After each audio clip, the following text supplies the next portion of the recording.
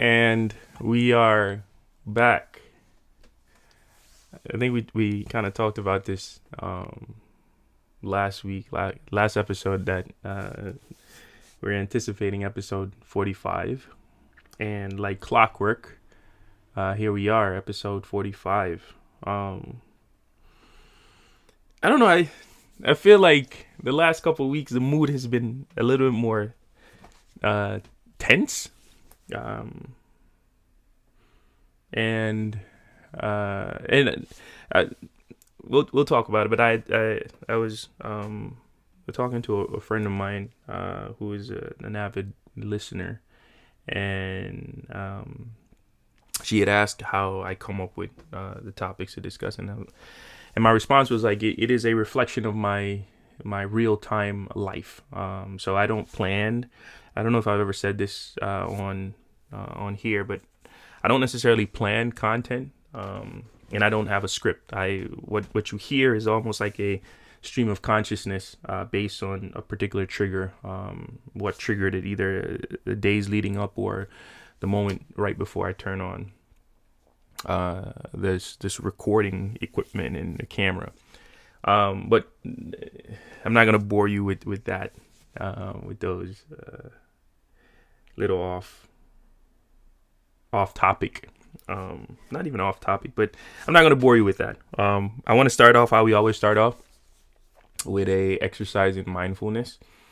And as always, we do that 10 breaths. Focus on your breath, starting now.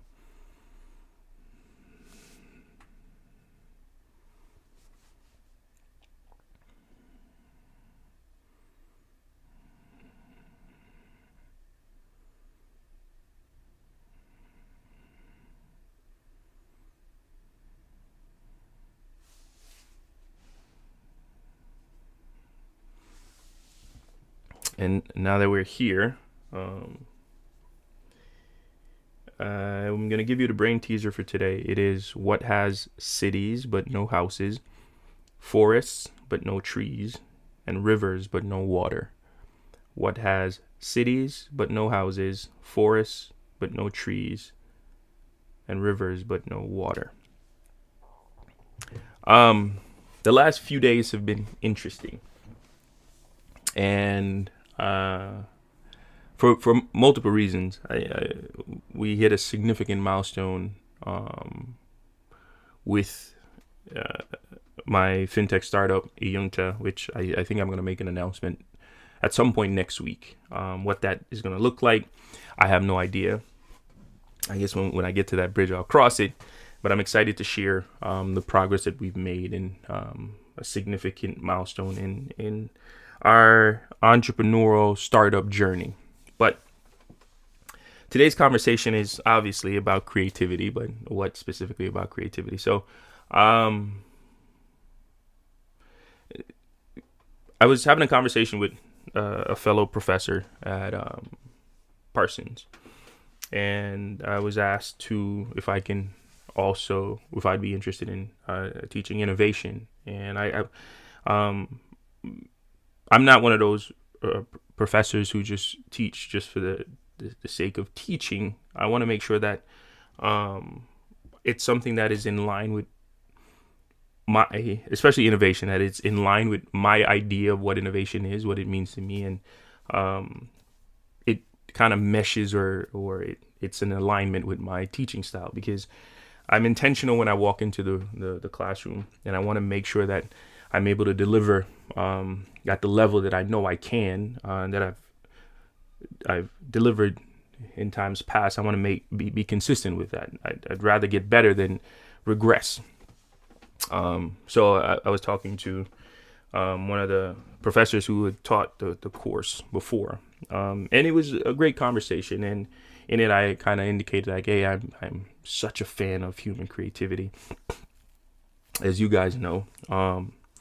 And I was explaining that to her, and she reached over. She took the call in her car. It was a video call, and then she reached over and grabbed the book that was next to her, and she lifted up. She's like, "Oh, are you familiar with this book?" And at first, I didn't recognize the book, but when I kind of looked at it closer, I saw it was a book that has been suggested to me on a number of occasions. I don't know if I've said this on camera, but I never pick my own books that I read. I try to read a book a month in audio format, so my Audible. I don't read regular books because black text on white paper forces my imagination to create colors. And when I read, I naturally want to create visuals, and then I get distracted. It's a long story. So I do audiobooks, and especially in my transits when I'm walking or commuting, I usually listen to it. But I'm getting off the story. So recommended this book, and I said, I've heard snippets of it. I've never read it. And what I would do is somebody recommends a book or suggests a book to me.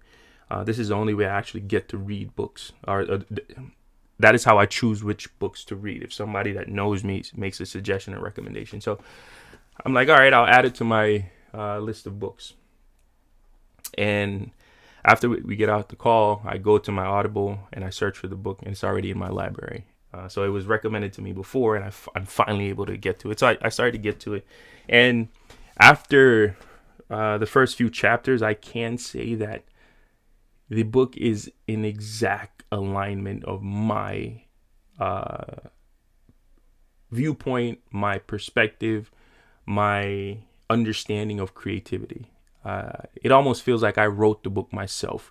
There's a spiritual component. There's talks about the universe, how our connection, how creativity is innate to us. It is the gift that we get as human beings at birth.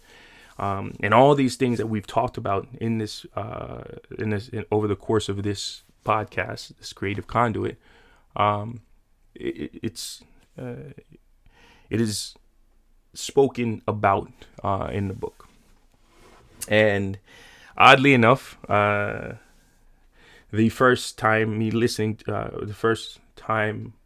I got a chance to listen to the book was today is my middle child's curriculum showcase. So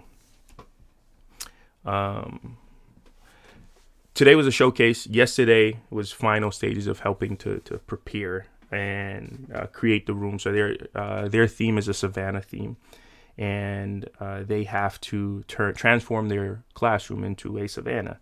She was an ostrich today, and they had asked parents to come help out. And so I was reading or listening to the book on the way to helping out yesterday evening.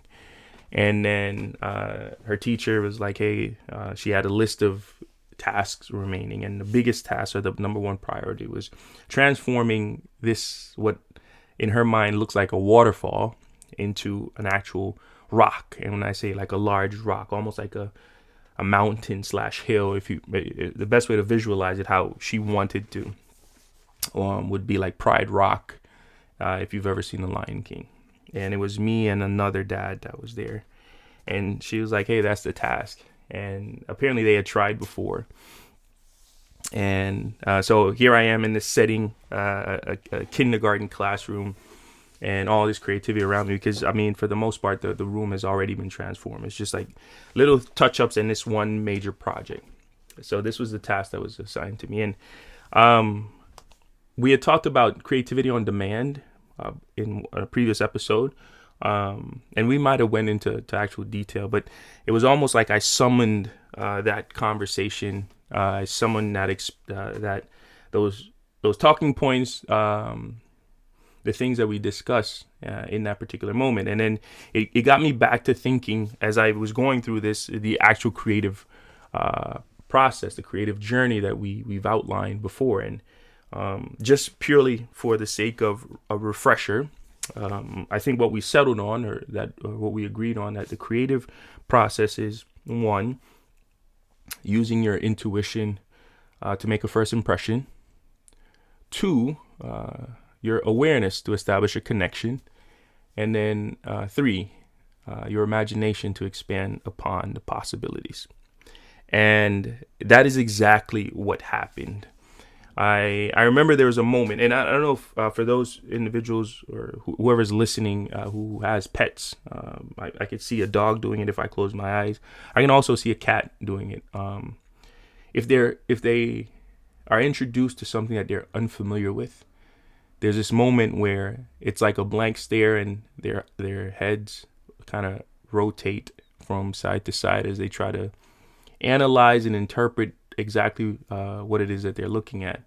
Um, and I exhibit the same kind of behavior if I'm looking at myself. And there's this moment where it's almost like curiosity visualized, and I'm looking at the challenge in front of me, and I'm going through. I call it my Rain Man, where I'm channeling my creativity and bringing it to the forefront. And I go through the creative process that I just outlined. And in that moment, in the environment that I was, the childlike aspect of it was already there because I'm in a kindergarten classroom, right? And it happened.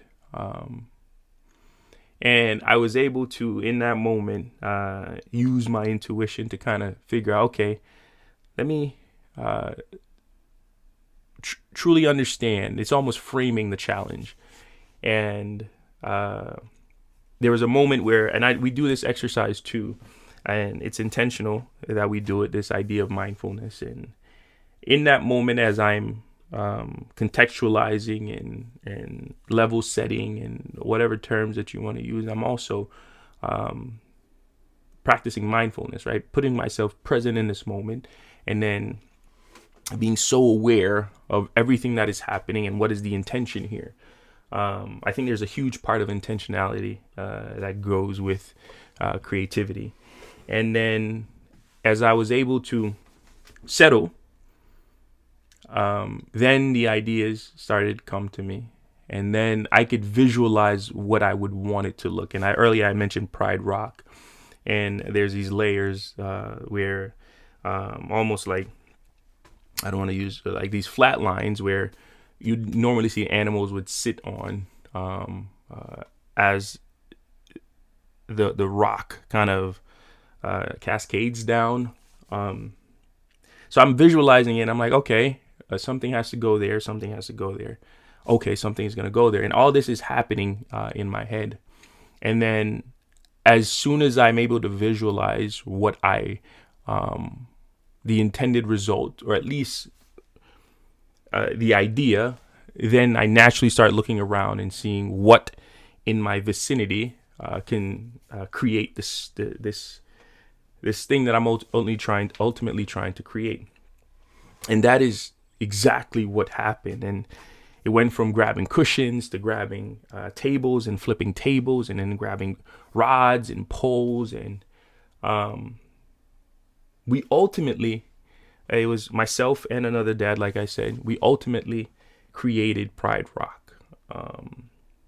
And if I think back in the moment when the task was presented to me, when I had no idea what was going to happen, to what could have possibly been 20 to 30 minutes later, and looking at a completed rock, and then the individuals that were there, the other parents that were there, saying, "Oh man, we weren't sure if the transformation would actually happen," because they had attempted it. And what I realized in that moment was, we talked about this idea of this association with your creativity and your childhood, and your connection to your inner child. But another thing that, in that same thought, or in that same realm of ideas, is this idea that creativity keeps you sharp. It keeps this being able to, at any moment, kind of exercise your mental dexterity, kind of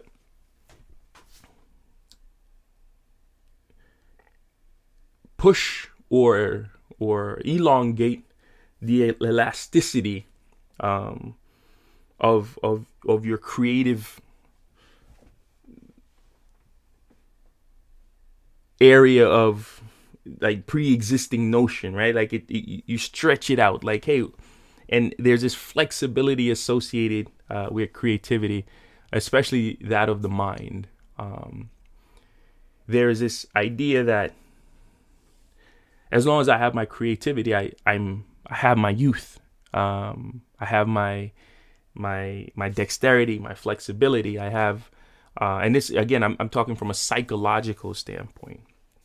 And I think that as much as we spend all this time in the gym, and I may have brought up this term before. I'm a fan of Latin phrases, but there's one in particular, or a few in particular that I hold dear to me. But one that I could think of right now that is pertinent is mens sana in corpore sano, which is a sound mind and a sound body.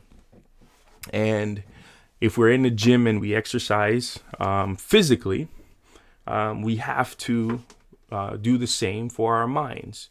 And I think creativity is that for us. Creativity is the gym. It is the weights. It's the resistance band. It is the mat. It is all those things, and it allows us to be able to perceive the world not only from the eyes or the lens of a child or this youth like perception, but it keeps us almost keeps our mind just as healthy and as malleable as it can be in order to kind of maintain longevity over the course of our life. And I notice it with a lot of things because my creativity allows me to continuously be inquisitive. We had talked about this idea of like being fans of perspective, right? Creativity opens the realm of possibilities, and it allows you to kind of see other perspective and be receptive to other perceptions and perspectives. And I think that is important because what that does is it allows us to be open to other approaches to things, and almost introduces this inquisitive approach to life and to problem solving. And I think we covered that in some capacity on the last episode. But in reality, it's like I find myself approaching the world. On one side, it feels like I'm questioning everything. But on the other side, it's less questioning and more just this yearning to want to learn more, wanting to better understand. And I think in questioning that, it allows me to not only challenge the status quo, but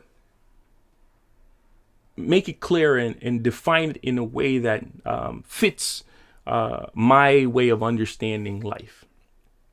And it has been extremely rewarding for me because it allows me to again, going back to this idea of remaining sharp, right? And I'm conscious of it in all my interactions, whether they're human or animal or just nature in general, and just being outside. I'm conscious of the fact that I am consuming or interacting in the world with the world as if though everything is new. And it allows my brain to continuously work. And I'm intentional about challenging ideas in my own head, but even creating opportunities for me to learn as I go through what would appear to be normal and routine. And even my routines now don't feel routine because I allow myself to approach it differently. I wouldn't say every time, but if an opportunity presents itself for me to explore an alternative approach, I create spaces for that. And I even today, walking back from the showcase, which the kids did amazing, by the way. I just thought I'd add that. And they all had to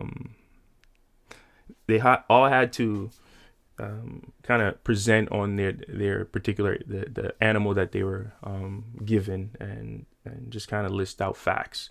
And they created these amazing boards. And again, just being inside a room where creativity is almost priority, or it is alive, is fascinating. But the point I was trying to make was, when I was coming home after that, and I walked because the school is relatively close to where I live. And as I'm walking, I stopped at an intersection, and I stopped halfway in a turn, and I was conscious in this moment, conscious enough to realize that this is my normal route. And I stopped myself in my tracks, and I remember looking forward, and I said, hey, you haven't gone that way in a while. And I decided to go in that direction, and I walked.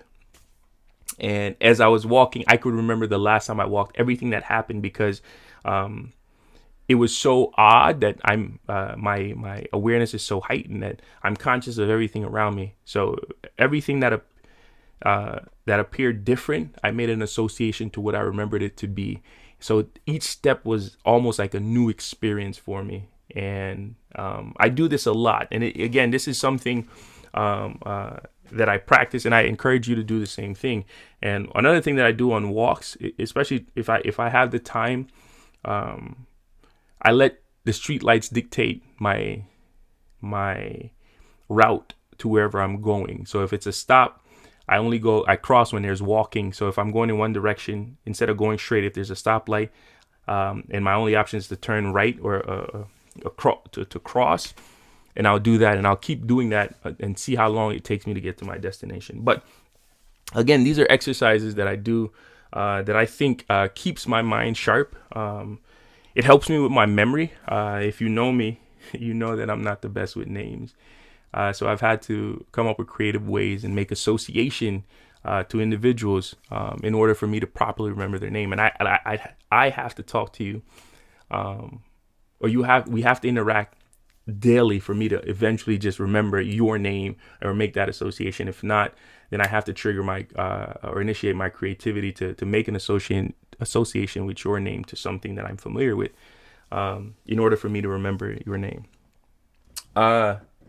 Anyways, I feel like I could go on, and I really can, and I want to keep this, as I always try to do, as short and sweet as possible.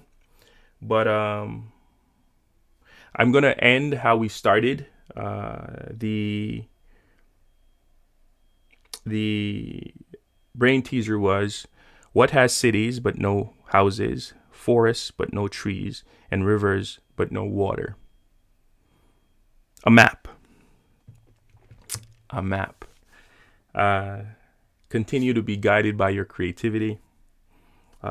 Continue to keep your mind sharp, and continue to use your creativity as the equipment, the exercise equipment, to maintain your mental dexterity.